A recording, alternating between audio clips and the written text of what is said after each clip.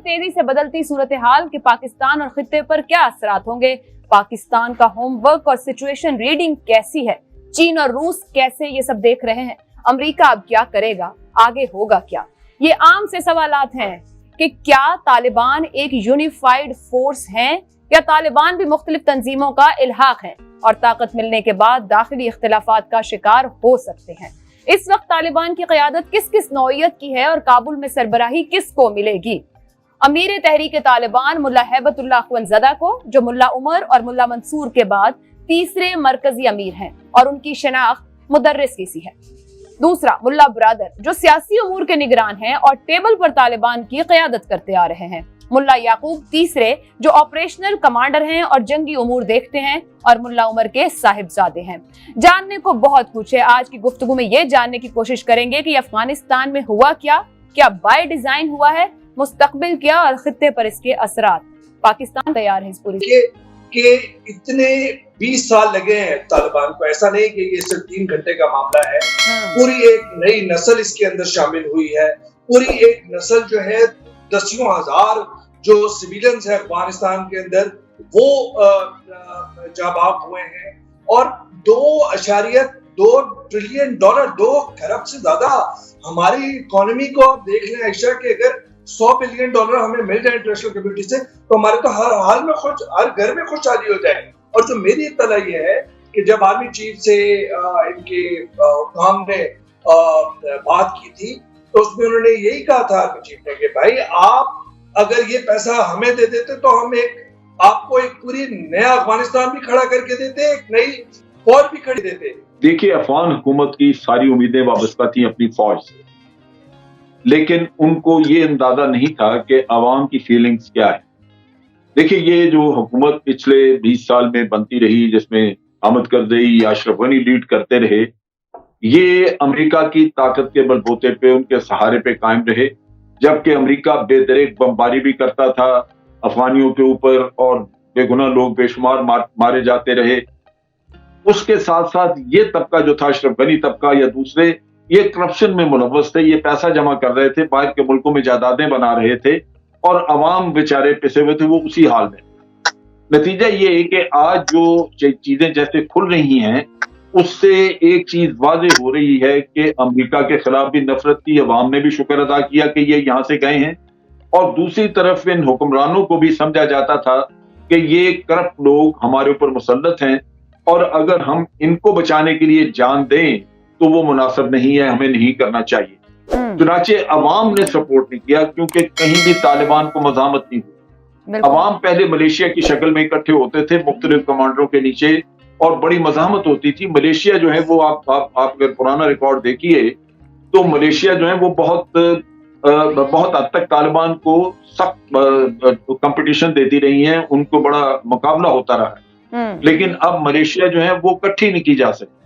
नतीजा ये कि जब अवाम की तायीद ना हो किसी करप्ट माशरे को, करप्ट हुकूमत को, तो वो फिर इसी तरह होता है कि फौज के पीछे अवाम खड़े नहीं है तो फौज ढेर हो गई, और फौज और अवाम जब हुकूमत के पीछे नहीं खड़े हैं तो हुकूमत ढेर हो गई।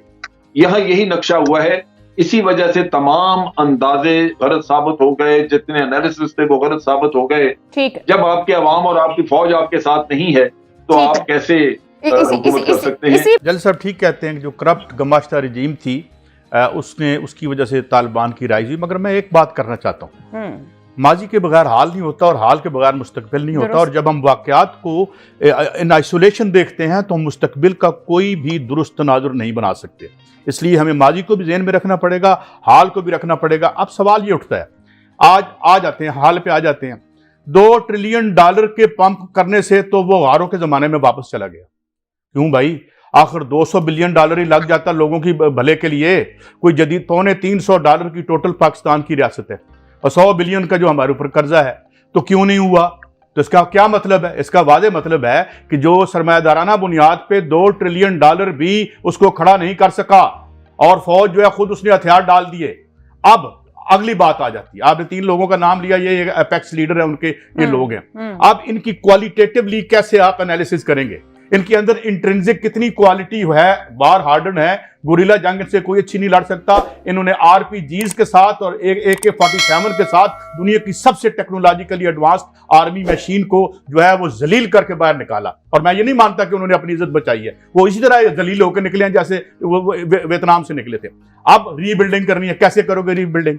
अच्छा, अब उसमें एक चांस तो आपका यह निकलता है कि जो चाइना और इनका अरेंजमेंट है, ये रास्ता बने, यूरेशिया तक जाएं, वो एक रास्ता है, मगर इनके दरमियान कैसे अरेंजमेंट होगा?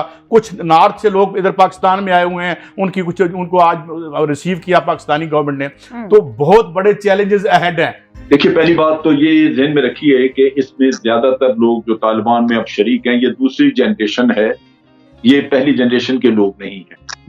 फिर आप इनका डिसिप्लिन देखिए कि इन्होंने कहीं कोई ज्यादती नहीं की, कोई लूट मार नहीं की, कोई दुकानें नहीं तोड़ी, और जो मुजाहिदीन के वक्त पे हुआ था कि औरतों को उठा लिया गया, वो यहाँ पे कोई ऐसा वाकया नहीं हुआ जिसकी वजह से अवाम में कोई खिलबली या कोई ऐसी मुखालफत नजर नहीं आती। लेकिन इन सारी चीजों के बावजूद हल वही है जो हम पाकिस्तान हमेशा से कहता रहा है कि इनको तमाम स्टेक होल्डर्स के साथ मुज़ाकरात करने होंगे, उसके बगैर जो भी हुकूमत बनेगी उसकी रिट पूरे अफगानिस्तान पे कायम नहीं हो सकती। लिहाजा तालिबान भी यही कर रहे हैं कि इस वक्त वो एक अबूरी हुकूमत बना रहे हैं।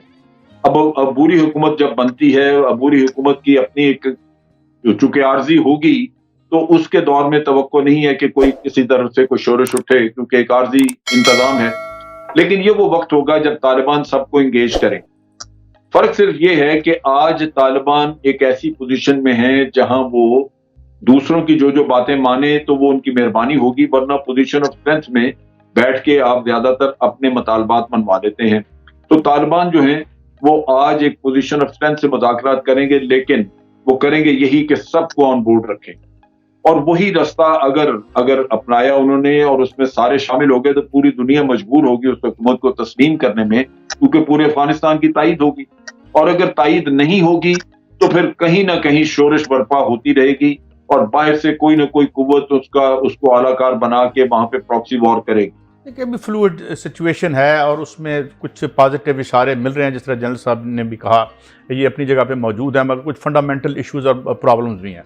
जो एक सोसाइटी की पसमानदगी है और उस पसमानदगी को मज़ीद आपने बम्बारमेंट के ज़रिए और गहरा कर दिया है, और वहाँ पे जो एक इंफ्रास्ट्रक्चर की अदम मौजूदगी है। देखें, एक समाज में आराम से हुकूमत करने के लिए नीचे आपको बुरी भली ज़िंदगी जो है वो चलानी पड़ती है, वरना ऊपर से जो हमेशा जो रूलिंग क्लास की आपस में लड़ाइयाँ होती हैं, वो समाज की निचली परतों में जो बेचैनियां हैं उसकी वजह से ही वो होती हैं, और फिर power struggle and so on and so fourth. ये है, हमें अच्छे की उम्मीद करनी चाहिए, हम अच्छे की उम्मीद कर रहे हैं। हम पहले दिन से कह रहे हैं कि अमेरिका कोई सोल्यूशन नहीं था, अमेरिका इराक में सोल्यूशन बना, शाम में बना, या जहाँ वियतनाम में बना, कहीं भी सोल्यूशन नहीं था। वो उनका एक अपना एक पैराडाइम है, वॉर कैपिटलिज्म जिसे कहते हैं। उन्होंने अपना सामान बेचना होता है, उन्होंने अमेरिकी अवाम का टैक्स पेयर्स के पैसे को बर्बाद किया, ठेकेदारों को खिलाया, या अशरफ गनी खा गया और अफगान अवाम वहीं बैठे हैं। और मैं जिस मंजर से और जिस एंगल से देख रहा हूँ कि क्या इसमें अफगान अवाम की निजात होगी, जो तख्ते सितम बने हुए हैं एक तकरीबन पिछले 3-4 दहाइयों से, जो हम